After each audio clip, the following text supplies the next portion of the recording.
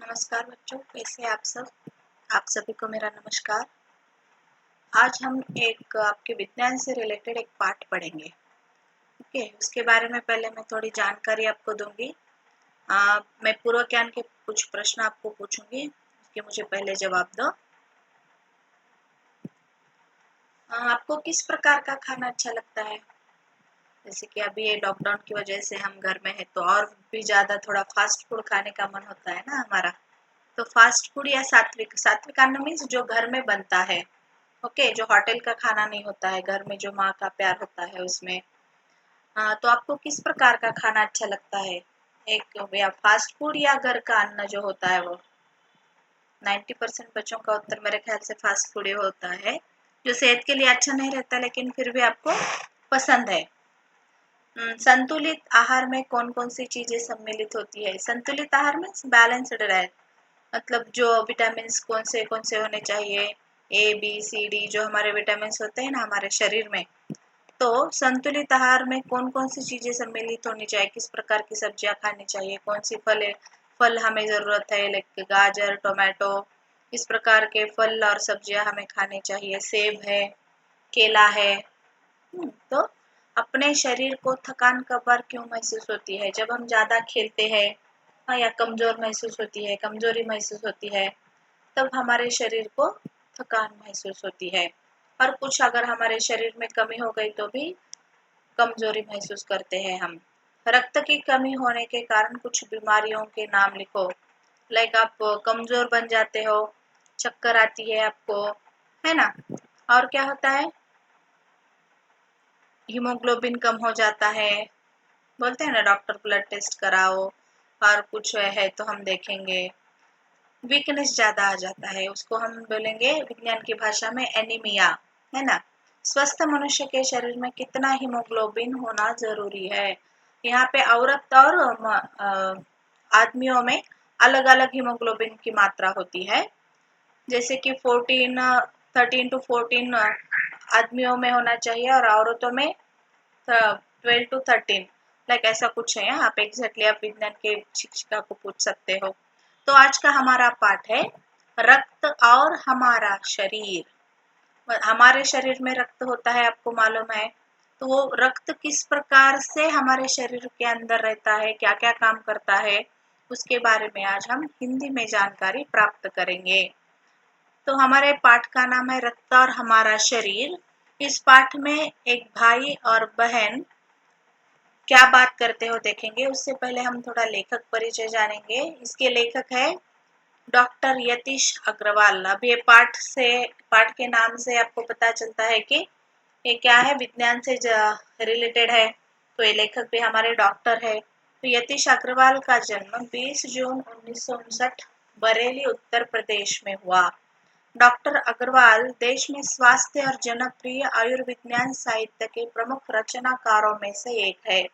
सन 1980 से उनके स्तंभ और लेख चिंतन देश के प्रमुख राष्ट्रीय हिंदी अंग्रेजी दैनिकों और पत्र पत्रिकाओं में नियमित रूप से प्रकाशित होते थे। मतलब वो अखबारों में लिखने को, स्तंभ लेखन, एक अखबार में ना एक पन्ना होता है, एक विशिष्ट प्रकार का उसको टाइटल दिया जाता है और उसमें कुछ ना कुछ एक टॉपिक लेके उसके बारे में लिखा जाता है। उसको स्तंभ लेखन बोलते हैं अखबारों में। जो हमारे रेगुलर पेपर्स आते हैं ना घर में, उसमें तो उसमें वो चैप्टर पर उन्होंने बहुत कुछ लिखा है। उनके आर्टिकल्स जो लेख होते हैं, उनके लेख आए हैं। उन्होंने बच्चों, किशोरों और नवसाक्षरों के लिए भी प्रचुर रूप से लिखा है। और हमारे बदलते खान पान की आदतें, इसके बारे में ये डॉक्टर ने बहुत कुछ स्तंभ लेखन लिखा है, ऐसा लेखक का मानना है। तो नवसाक्षरों के लिए भी प्रचुर रूप से लिखा है और रेडियो टेलीविजन के लिए भी सीरियलों का अभिकल्पन और लेखन किया है। ये डॉक्टर है तो ये तो रक्त, शरीर, इसके स्वास्थ्य, इसके बारे में तो ये जानते हैं, लेकिन उनकी पढ़ाई, उन्होंने टेलीविजन और सीरियलों के लिए भी अपना कुछ लेखन किया है। महत्वपूर्ण कृतियां है उनकी स्वास्थ्य सुलझन गृह शोभा में आया है। उनका जो स्तंभ लेखन है, गृह शोभा नाम का एक मैगजीन है। ओके, ओपीडी हिंदुस्तान, हिंदुस्तान नाम का भी एक मैगजीन है। Second opinion Hindustan Times magazine है। परामर्श 10 सवाल, स्वास्थ्य परिक्रमा, checkout, express crusade for health, ये कुछ उनकी महत्वपूर्ण कृतियां है। पुरस्कार सम्मान, उनको कुछ पुरस्कार भी प्राप्त हुए हैं। शिक्षा पुरस्कार, साहित्यकार सम्मान हिंदी अकादमी का पुरस्कार है। आत्माराम सम्मान राष्ट्रीय विज्ञान पुरस्कार, मेघनाथ साहा सम्मान स्वास्थ्य मंत्रालय के राष्ट्रीय पुरस्कार सम्मानित भी है ये। तो अभी हम पाठ में प्रवेश करेंगे। मतलब ये आपको अलग लग रहा होगा ना, ये पूरा जो हमारा पाठ है वो हमारे रक्त और शरीर के बारे में है, और वो आज हम हिंदी में पढ़ेंगे। तो नए आपको हिंदी के शब्द भी आज कुछ मालूम होंगे। तो अनिल की छोटी बहन दिव्या शुरू से ही क्या थी, कमजोर थी। इस पाठ में अनिल और दिव्या नाम के एक लड़का और लड़की है, वो दो भाई बहन हैं। लेकिन आजकल उसे थकान महसूस होती है और भूख भी कम लगती है। देखो कमजोरी से क्या क्या बीमारियां हो सकती है वो देखना है हमें। रक्त और हमारा शरीर यतीश अग्रवाल जी द्वारा लिखा गया एक प्रसिद्ध निबंध है, जो कि मैंने लेखक परिचय में आपको बोला है कि यतीश अग्रवाल कौन है, डॉक्टर है।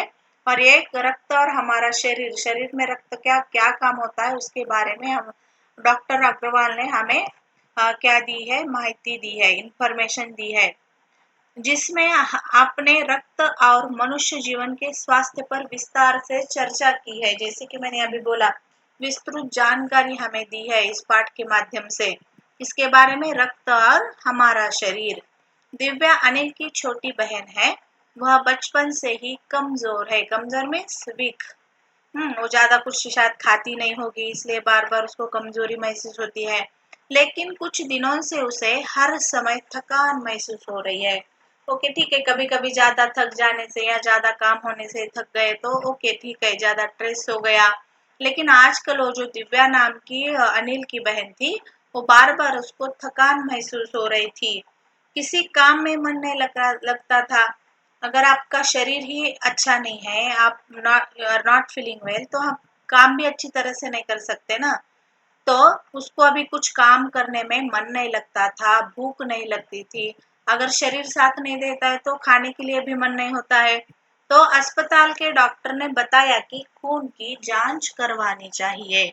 अभी बार बार ऐसे थकान महसूस होना अच्छी बात नहीं है ना। तो वो डॉक्टर अस्पताल में गए और अस्पताल के डॉक्टर ने उनको बोला कि आपको खून की जांच करवानी है, ब्लड टेस्ट आप बोलते हो ना, वो करवानी होगी। हो सकता है कि खून की कमी हो, अगर आपके शरीर में रक्त की कमी है तो भी आपको कमजोरी महसूस होती है ना। तो हम देखेंगे, पहले ब्लड टेस्ट करेंगे। जांच के कमरे में अनिल को जान पहचान की डॉक्टर दीदी मिली। देखो उनका उसका बड़ा भाई कौन है, अनिल है। तो वहां पर जो लैब है ना, वहां पे उसको एक डॉक्टर दीदी मिली। डॉक्टर ने दिव्या को खून के जांच के नमूने के लिए कल अस्पताल से रिपोर्ट मिलने की बात कही। अभी उन ब्लड निकाला गया उसका, और इसकी रिपोर्ट आपको कल मिलेगी, ऐसा कहा गया। दूसरे दिन अनिल डॉक्टर दीदी के कमरे में गया। अभी वो रिपोर्ट लेने के लिए आए थे, और वहां देखा कि दीदी सूक्ष्मदर्शी से एक स्लाइड की जांच कर रही है। ब्लड टेस्ट कैसी की जाती है आप देख सकते हो, यहाँ एक चित्र भी दिया गया है। वो जो डॉक्टर है वो सूक्ष्मदर्शी के नीचे एक छोटी स्लाइड रखी है, और उसके ऊपर वो खून की जांच की जा रही है। तो दीदी ने बताया कि दिव्या को एनीमिया हो गया है। एनीमिया क्या है, जब बार बार आपको अगर शरीर को कमजोरी महसूस करती है, एक कमजोरी है वो, मतलब आपको आलस आता है, कमजोरी महसूस होती है, बार बार चक्कर आते हैं, कमजोरी की एक बीमारी का नाम है एनीमिया। तो अनिल ने पूछा कि एनीमिया क्या होता है दीदी। ये दो छोटे बच्चे हैं तो उनको मालूम नहीं है, तो उनको दीदी को पूछा उन्होंने। तो दीदी ने इसे जानने के लिए पहले खून के बारे में जानना होगा। अभी ये साइंस के स्टूडेंट भी है ना, तो एक क्रेज होती है जानने की। अभी नया नया विज्ञान सीख रहे थे, तो अभी ये रक्त कैसे कैसे काम होता है हमें हमारे शरीर में, वो जानने की उनको क्या उत्सुकता बढ़ गई थी। यदि खून को सूक्ष्मदर्शी द्वारा देखा जाए तो यह दो भाग में होता है। जब आप लैब में जाते कुछ परीक्षण करते हो ना, तो सूक्ष्मदर्शी के नीचे हमने अगर उसको देखा तो हमारे रक्त में दो भाग होते हैं। एक तरल होता है जिसे हम प्लाज्मा कहते हैं हमारे विज्ञान की भाषा में, और दूसरा जो भाग है जिसमें लाल, सफेद और सफेद कण होते हैं जो बिंबाणु कहते हैं। पहला भाग कैसा होता है? तरल होता है जिसे हम प्लाज्मा, तरल मीन्स लिक्विड, ओके, जो तरल होता है जिसे प्लाज्मा कहते हैं, और दूसरे भाग में जिसमें लाल और सफेद कण होते हैं उसको हम बिंबाणु कहते हैं। दीदी ने अनिल को स्लाइड दिखाई, जो वहां पे एक जांच करवाई जा रही थी, और स्लाइड दीदी ने वो अनिल को बताई। दीदी ने बताया कि रक्त के लाल कण बनावट में बालूशाही के जैसे दिखते हैं। देखो चित्र में दिख रहा है आपको, ऐसे जो कण, आप हमें क्या लगता है जस्ट तरल दिखता है ना, वो जस्ट लिक्विड के जैसा दिखता है जब हमारा रक्त निकाला जाता है तब, लेकिन वो वैसा नहीं रहता। उसमें जो आपको बालूशाही मालूम है ना, वो जो स्वीट डिश होती है एक, तो उसके जैसा क्या होता है, वो दिखता है। रक्त में एक बूंद में इसकी लाख संख्या लाखों में होती है। जो हमें ऐसा देखने से समझ में नहीं आता, तो उसमें उसकी संख्या कितनी होती है? लाखों में होती है। ये कण शरीर के लिए दिन रात काम करते हैं। सांस लेने पर साफ हवा से ऑक्सीजन प्राप्त किया जाता है, उसे शरीर के लिए हर हिस्से में पहुंचने का काम इन कणों का ही होता है। हमारे ब्लड सर्कुलेशन कैसा होता है वो दीदी अभी अनिल को बता रही थी। शरीर में हर समय नए कण बनते रहते हैं, रक्त का प्रवाह चलते रहता है और नया रक्त का निर्माण होते ही रहता है, जो नष्ट कणों का स्थान ले लेते हैं, और जो नष्ट होता है ना वो नया रक्त वहां बनते ही रहता है। हड्डियों के बीच के भाग, मज्जों में ऐसे बहुत से कारखाने होते हैं। इससे पहले हम ये देखेंगे इसके लिए क्या क्या, अभी वो दिव्या को क्या हो रही थी? कमजोरी की बीमारी हो गई थी, मतलब एनीमिया हो गया था। तो अभी इसके लिए क्या होता है देखो। अनिल आश्चर्य से उछल उठा, रक्त की एक बूंद में इतने सारे कण, तो दीदी बोल रही थी ना बालूशाही के जैसी है, तो हमें ऊपर से पता नहीं चलता है। इन्हीं के कारण रक्त लाल दिखाई देता है। दीदी ने बताया कि लाल रंग बनावटी में बालूशाही की तरह होते हैं, तो रक्त की एक बूंद में इनकी संख्या लाखों में होती है। इन्हीं के कारण हमारा रक्त कैसे दिखाई देता है? लाल दिखाई देता है। इनका जीवन काल लगभग 4 महीने होता है। देखो किसका जीवन काल, और जो बालूशाही के जैसा क्या होता है दीदी ने बताया, रक्त की एक बूंद में इतने सारे कण होते हैं, और वो क्या होते हैं? बिंबाणु होते हैं। इन्हीं के कारण रक्त लाल दिखाई देता है, जिनका जीवन काल लगभग 4 महीने होता है। और हमें अभी एनीमिया की बीमारी दूर करने के लिए क्या क्या आहार लेना जरूरी है देखो। यह सुनकर अनिल ने कहा कि तब तो कुछ ही महीनों में ये खत्म ही हो जाते होंगे। अनिल की बात सुनकर डॉक्टर दीदी ने बताया कि शरीर में हर समय नए कण बनते ही रहते हैं, जैसे कि अभी हमने देखा। मतलब उसको लगा कि अभी ये खत्म होने के बाद वो प्रोसीजर चलती नहीं रहती, और वो तो अभी कुछ दिनों में नष्ट हो जाएगी। लेकिन दीदी ने उसको उत्तर दिया कि ऐसा नहीं होता बेटा, वो तो हमारे शरीर में प्रक्रिया चलती रहती है। इसके लिए इन कारखानों को प्रोटीन, लौह तत्व और विटामिन रूपी कच्चे माल की जरूरत होती है। तो कब हमारे शरीर में रक्त तैयार होता है? जब हम हरी सब्जी, फल, दूध, अंडा, गोश्त, ये सब तत्व उपयुक्त मात्रा में हम लेते हैं। संतुलित आहार अगर हमने लिया तो हमें एनीमिया की बीमारी नहीं होती है। इसके लिए आपको क्या क्या खाना जरूरी है? सब्जियां, दूध, अंडा, जो नॉनवेज खाने वाले मांसाहारी लोग हैं उनको मांसाहार खाना है। और इससे हमें क्या नहीं होगा? रक्त में लाल कणों की कमी को ही एनीमिया कहते हैं। एक तो आपको संतुलित मात्रा में खाना खाना है, नहीं तो आपको एनीमिया जैसी बीमारी, कमजोरी की बीमारी हो सकती है।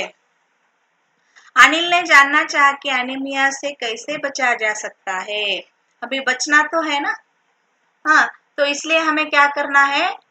हमारे देश एनीमिया का बहुत बड़ा कारण है कि पेट में कीड़े हो जाने से भी रक्त की कमी हो जाती है।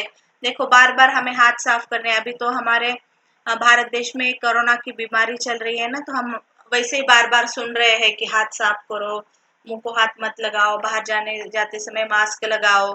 ऐसे मतलब हमारे शरीर की निगरानी हमें कैसी लेनी चाहिए वो यहाँ पे बताया गया है। हमें साफ सफाई का ध्यान देना चाहिए, अतः शौच के लिए हम शौचालय का ही प्रयोग करें। इधर उधर नंगे पैर न घूमे। देखो विलेजेस में अभी भी हमारे गांव में ना शौचालय नहीं हो, शौचालय मीन्स टॉयलेट्स नहीं होते हैं, तो वैसे वो बाहर दूर जाके वैसे शौच के लिए बैठते हैं, फिर वैसे वो नंगे पैर आते हैं, पैरों में चप्पल नहीं होती है तो इन्फेक्शन बढ़ जाता है ना। तो वो भी दीदी ने उनको बताया। रक्त के सफेद कण हमारे शरीर के वीर सिपाही होते हैं, वे रोगों को हमसे दूर भगाते हैं, साथ ही बिंबाणु चोट लगने पर रक्त जमाव प्रक्रिया में मदद करता है। हमने ऊपर देखा कि रक्त में दो भाग होते हैं, एक प्लाज्मा होता है और एक बिंबाणु होता है। अगर हमें चोट लगी तो वहां पे वो कट हो जाता है ना, तो नया रक्त बिंबाणु चोट लगने पर रक्त जमाव प्रक्रिया में मदद करता है और रक्त वाहिका के जाले से चिपक जाते हैं। इस तरह दीवार में आई दरार भर देते हैं, जिससे रक्त का बाहर निकलना बंद हो जाता है। अगर आपने देखा तो आपको मालूम है किसको भी जब चोट लगती है तो थोड़ी देर तक वो खून बाहर निकलता है और बाद में थोड़ी देर के बाद वो रुक जाता है, वो रक्त का बहना। तो क्यों होता है ऐसा? क्योंकि वो जो बिंबाणु होते हैं वहां वो चिपक जाते हैं और जैसे कि वो दीवार का काम करते हैं, बीच में दीवार खड़ी हो जाती है और वो रक्त बाहर आना बंद हो जाता है। रक्त के कई वर्ग होते हैं, जैसे कि आप साइंस के विद्यार्थी है, विज्ञान के, तो आपको मालूम होना जरूरी है ये। कुछ विशेष गुणों के आधार पर 4 मुख्य वर्गों में बांट दिया गया है। आवश्यकता के अनुसार रक्त समूह की जांच करने के बाद ही उसे रक्त का, आपका रक्तगट बोलते हैं ना, कि ब्लड ग्रुप बोलते हैं आप अंग्रेजी में, जांच करने के बाद उसी तरह रक्त समूह का भी रक्त चढ़ाया जाता है। और आपने देखा होगा कि हर जगह पे ब्लड डोनेट किए जाते हैं। तो ब्लड डोनेशन की क्यों जरूरत है? ऐसी आपात स्थिति में, इमरजेंसी में किसी को अगर रक्त चढ़ाना पड़े तो वो ग्रुप का, वो जो आपका ब्लड ग्रुप है, वो रक्त अवेलेबल होना, उपलब्ध होना वहां पे जरूरी होता है। इसलिए 18 वर्ष के बाद आपको रक्तदान करने का अधिकार होता है। इसी तरह रक्त समूह का रक्त चढ़ाया जाता है और इसके लिए ब्लड बैंक्स भी बनाए गए हैं। देखो 18 वर्ष से अधिक उम्र में ब्लड बैंक्स भी होते हैं ना, स्वस्थ व्यक्ति ही रक्तदान कर सकते हैं। कोई भी जाके रक्तदान, मेरा रक्त निकालो, ऐसा नहीं होता। जिसको 18 ईयर्स कंप्लीट हो गए हैं वही रक्तदान कर सकते हैं। एक समय में लगभग 300 मिलीमीटर रक्तदान किया जा सकता है। यही रक्तदान किसी जरूरतमंद व्यक्ति के लिए जीवन दान बन जाता है। इसी तरह इसी बात पर अनिल बड़ा होने पर रक्तदान करने की बात कहता है। अब इतना उसको अच्छा लगा ना, वो जाके वो दीदी ने पूरी उसको जानकारी दी, रक्त में क्या क्या होता है, बहुत सारी उनको जानकारी हासिल हो गई। तो वो बहुत खुश हो गया और मैं बड़ा होकर रक्तदान करूंगा, इस बात पर ये बात उन्होंने वो दिव्या दीदी को, मतलब वो डॉक्टर दीदी को बता दी। तो इसका हम अभी जियो देखेंगे। हमने क्या क्या देखा इस पाठ में? रक्तदान करना क्यों जरूरी है, संतुलित आहार लेना क्यों जरूरी है, कमजोरी आ गई तो उसके लिए बैलेंस डाइट क्या लेना जरूरी है, कौन कौन सी सब्जियां खानी जरूरी है, रक्त में हमारे कितने ये होते हैं, भाग होते हैं, प्लाज्मा और बिंबाणु, वो बिंबाणुओं का क्या क्या काम है। तो घाव लगने पर वो बीच में दीवार के जैसे बन जाते हैं, प्लेटलेट, सफेद कण, लाल कण, पेट में कीड़े पड़ने पर क्या होता है, ये सब जानकारी हमने इस पाठ में प्राप्त की। तो इसकी गतिविधि आपको करनी है। संतुलित आहार में हमें किन किन चीजों का प्रयोग करना चाहिए? जो बैलेंस डाइट होता है, आप विज्ञान के छात्र है तो आप विज्ञान के किताब की मदद से भी आप एक संतुलित आहार का चार्ट बनाना है।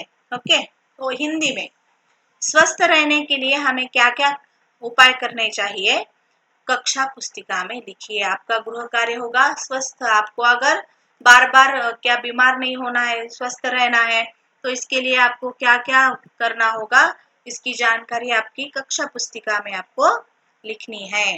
धन्यवाद।